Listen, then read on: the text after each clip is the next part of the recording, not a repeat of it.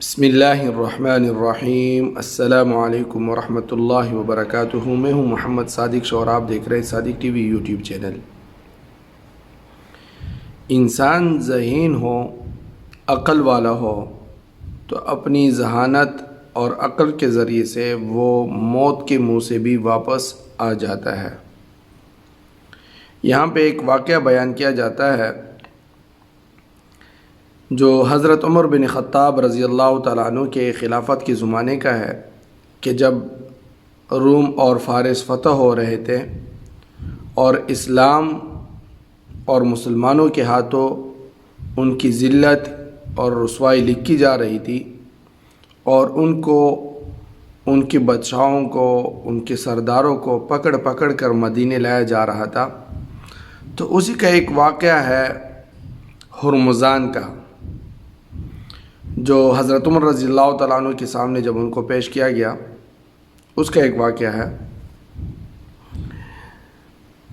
واقعہ یہ ہے کہ ہرمزان یہ اہل فارس میں سے تھا، تو جب جلولہ کا معاملہ ختم ہوا، یہ فتوحات کا دور تھا، تو یزدجرد جو شہنشاہ فارس بھی کہا جاتا ہے ان کو، حلوان سے اصفہان کی طرف نکلا، پھر جو ہے استخر پہنچا اور ہرمزان کو تستر کی طرف روانہ کیا۔ تستر ایک جگہ کا نام ہے۔ تو ہرمزان نے وہاں کا تستر کا انتظام جو ہے سنبھال لیا اور وہاں پہ قلعہ بند ہو کر بیٹھ گیا،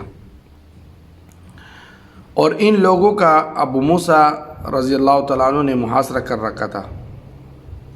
بالآخر اس محاصرے میں اہل قلعہ جو قلعہ بند تھے، اس میں ہرمزان بھی تھا، اس شرط پر باہر آ گئے کہ ان کے بارے میں حضرت عمر رضی اللہ تعالیٰ عنہ کے سوا کسی اور کو فیصلہ کرنے کا اختیار نہ ہوگا۔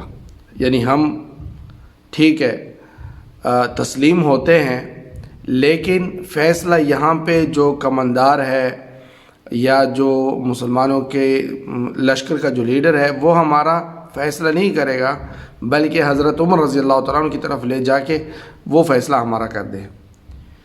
اس لیے ابو موسیٰ رضی اللہ تعالیٰ عنہ نے ہرمزان اور اس کے ساتھ 12 سرداروں کو قید کر کے حضرت عمر رضی اللہ تعالیٰ عنہ کی خدمت میں مدینہ روانہ کر دیا، اور کہتے ہیں کہ تقریباً 1000 میل تک کا یہ سفر تھا، اور انتہائی جو ہے سخت حفاظتی انتظامات کے ساتھ ان کو وہاں تک روانہ کیا گیا۔ اور یہ واقعہ مختلف طریقوں سے بیان ہوتا ہے۔ کہتے ہیں کہ جب یہ مدینے کے قریب پہنچے تو باقاعدہ یعنی ان سے وہ قیدیوں والا لباس اتار کے ان کا جو اپنا شاہانہ لباس تھا ریشم کا، وہ ان کو پہنایا گیا، ان کو وہ اپنے تاج پہنایا گیا، اور ان کو وہ سونے کے کنگن اور جو ہے پگڑیاں وغیرہ یہ پہنائی گئی، اور ان کو اسی ہیئت کے ساتھ مدینہ لایا گیا۔ اچھا، یہ مسلمانوں نے کیوں کیا؟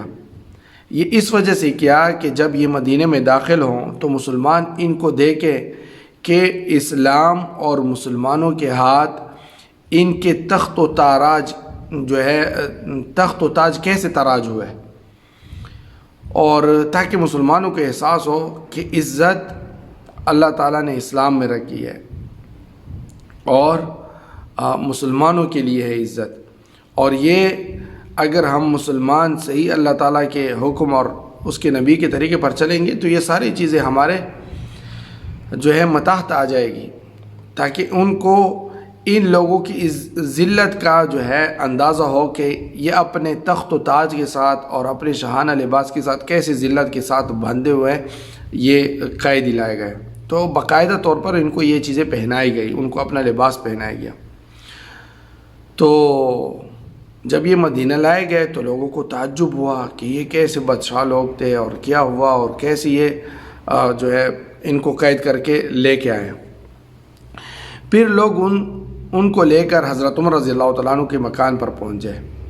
اب جب وہاں پہ پہنچے تو وہ گھر پہ ملے نہیں۔ اب وہاں پہ گلی کوچوں میں بچے کھیل رہے تھے، ان سے پوچھا گیا کہ عمر کدھر ہے، حضرت عمر رضی اللہ تعالیٰ عنہ۔ اب یہ دیکھے ایک امیر المؤمنین جو اتنے بڑے رقبے پر وہ حکومت کر رہے ہیں اور روم اور فارس ان کے ہاتھوں جو ہے فتح ہو رہا ہے. اب بچوں سے وہ صحابہ کرام پوچھتے ہیں کہ عمر کہاں ہوں گے؟ بچوں نے کہا وہ کہیں مسجد میں سوئے ہوں گے، مسجد میں ہی ہوں گے. تو پھر لوگوں نے وہاں سے تلاش کرنا شروع کر دیا. تو وہاں پہ ایک مسجد میں بیٹھے تھے، کوفہ کی کوئی ایک وفد کے ساتھ بیٹھے ہوئے تھے. اس کے بعد وہاں سے فارغ ہو کر تو مسجد کی کسی کونے میں اپنی چادر، اپنی لنگی جو ہے سر کے نیچے رکھ کے وہاں پہ سو رہے تھے. تو وہاں پہ ہرمزان جو قیدی بن کر آیا تھا، فارسی میں کہا اپنی زبان میں کہ تمہارا بچہ تو کھو گیا، تمہارا بچہ تو مل ہی نہیں رہا. پھر بتایا گیا کہ حضرت عمر رضی اللہ تعالیٰ عنہ مسجد میں ہیں. مسجد میں جا کر دیکھا آپ سر کے نیچے اپنی چادر رکھے ہوئے سو رہے تھے. ہرمزان نے پوچھا کہ تمہارے بچہ یہ ہے؟ لوگوں نے کہا ہمارے خلیفہ ہے، ہمارے خلیفہ ہے، بچہ نہیں. اس نے پوچھا کہ تو پھر ان کے چوکیدار، نگہبان، حاجب، دربان یہ کہاں ہیں؟ یہ تو نہیں ہے. لوگوں نے کہا اس کا نگہبان اللہ تعالیٰ ہے، یہاں تک کہ ان کا وقت معین پہنچے، یعنی جب ان کی موت ہو تو اللہ ہی ان کو اٹھانے والے ہیں. ہرمزان نے کہا کہ مبارک بادشاہ ہے. حضرت عمر رضی اللہ تعالیٰ عنہ بیدار ہو چکے تھے. تو حضرت عمر رضی اللہ تعالیٰ عنہ ان کو دیکھ کر اللہ تعالیٰ کی حمد و ستائش کی اور پھر فرمایا کہ صرف اللہ کے لیے ہے جس نے اس کو اور اس کی متبعین کو اسلام کے مقابلے پر ذلیل کیا. یعنی اس کو بھی، ہرمزان کو بھی، اور جو اس کے ماننے والے ہیں اسلام کے مقابلے میں ان کو ذلیل کر کے یہاں پہ کھڑا کر دیا. پھر حضرت عمر رضی اللہ تعالیٰ عنہ نے ان کو اسلام کی طرف دعوت دی، تبلیغ کی اور ان کو اسلام کی طرف راغب کیا.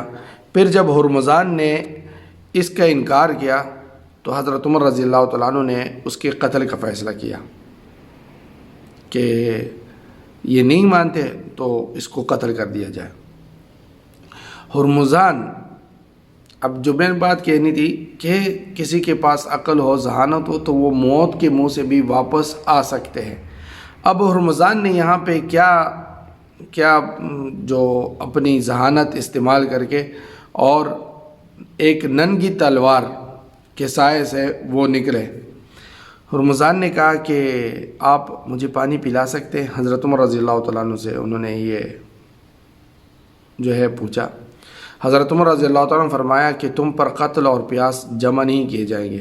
یہ نہیں کہ اب تم قتل بھی کیے جا رہے ہو اور پیاسے ہو اور پیاسے تمہیں مار دیا جائے، نہیں، تمہیں پانی پلایا جائے گا. پھر اس کے لیے پانی منگایا. ہرمزان نے پانی کا برتن ہاتھ میں لے لیا.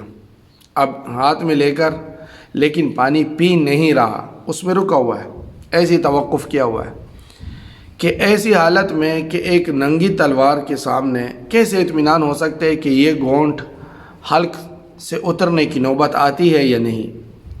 تو یہ دیکھ کر حضرت عمر رضی اللہ تعالیٰ عنہ نے فرمایا پی لو، پانی پی لو، تم کو کوئی اندیشہ نہیں، میں تم کو قتل نہیں کروں گا جب تک تم یہ نہیں پی لو گے.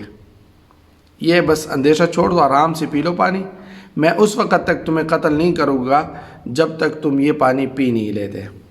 یہ سن کر ہرمزان کی چٹی حس جو ہے وہ جاگ گئی. ہرمزان نے برتن ہاتھ سے پھینک دیا اس طرح. پھر حضرت عمر رضی اللہ تعالیٰ عنہ نے قتل کا حکم دیا. تو اس نے کہا کہ کیا تم مجھے امن نہیں دے چکے؟ تم مجھے امن نہیں دے چکے؟ ہرمزان نے کہا. حضرت عمر رضی اللہ تعالیٰ عنہ فرمایا کہ وہ کیسے؟ ہرمزان نے کہا کہ آپ نے ابھی مجھ سے کہا تھا کہ تمہیں کوئی اندیشہ نہیں ہونا چاہیے جب تک تم یہ پانی نہیں پی لو گے تو قتل نہیں کیے جاؤ گے، اور اب اس پھینکے ہوئے پانی کا پینا تو ممکن نہیں، لہٰذا قتل بھی واقعہ نہیں ہوگا. آپ نے کہا کہ جب تک تم اس پانی کو نہیں پیو گے اس وقت تک میں تمہیں قتل نہیں کروں گا. اب وہ پانی تو پھینک چکا میں اور اس کا پینا جو ہے محال ہے، وہ تو نہیں ہو سکتا. یہ سن کر حضرت زبیر اور حضرت انس اور ابو سعید رضی اللہ تعالیٰ نے اس کی تصدیق کی کہ ہرمزان جو کہہ رہا ہے واقعی اس نے صحیح کہا کہ وہ پانی تو اب میں نہیں پی سکتا، وہ تو چلا گیا، پھینک دیا گیا، میں نے پھینک دیا۔ حضرت عمر رضی اللہ تعالیٰ نے فرمایا اس کو خدا سمجھے، اللہ تعالیٰ اس کو سمجھے۔ اس طرح اس نے مجھ سے امن حاصل کر لیا کہ میں اس پر مطلع بھی نہ ہو سکا، مجھے معلوم بھی نہ ہو سکا، اور اس نے ایک ایسی چال چلی۔ لیکن بعد میں وہ ہرمزان جو ہے وہ مسلمان ہوا اور انہوں نے اسلام کو قبول کر دیا، اسلام کو قبول کیا۔ تو یہ تھی اسلام کی عزت، شان اور شوکت۔ یہ کب؟ جب وہ قرآن کے حکموں کو، نبی کے طریقے پر چلنے والے تھے۔ آج بھی مسلمان اپنی عزت، اپنی کوئی ہوئی جو ہے وقار اور عزت پا سکتا ہے اگر ہم اسی راستے کی طرف واپس آ جائیں جس پہ ہم سے پہلے کے لوگ تھے۔ اسی وجہ سے امام مالک رحمۃ اللہ علیہ فرماتے ہیں کہ اس امت کی اصلاح اسی سے ہوگی جس سے اس کی پہلے کی اصلاح ہوئی تھی، یعنی اللہ کے احکامات، نبی کریم صلی اللہ علیہ وسلم کے طریقے۔ اللہ تعالی ہمیں صحیح طرح اسلام پر چلنے کی توفیق نصیب فرمائے اور اسلام کو وہی شان و شوکت اور دبدبہ نصیب فرمائے۔ والسلام علیکم ورحمۃ اللہ وبرکاتہ۔ دوستو، صادق ٹی وی کو سبسکرائب کرنا مت بھولیے، ویڈیو کو لائک کریں، شیئر کریں اور کمنٹ سیکشن میں اپنے رائے کا اظہار ضرور کریں۔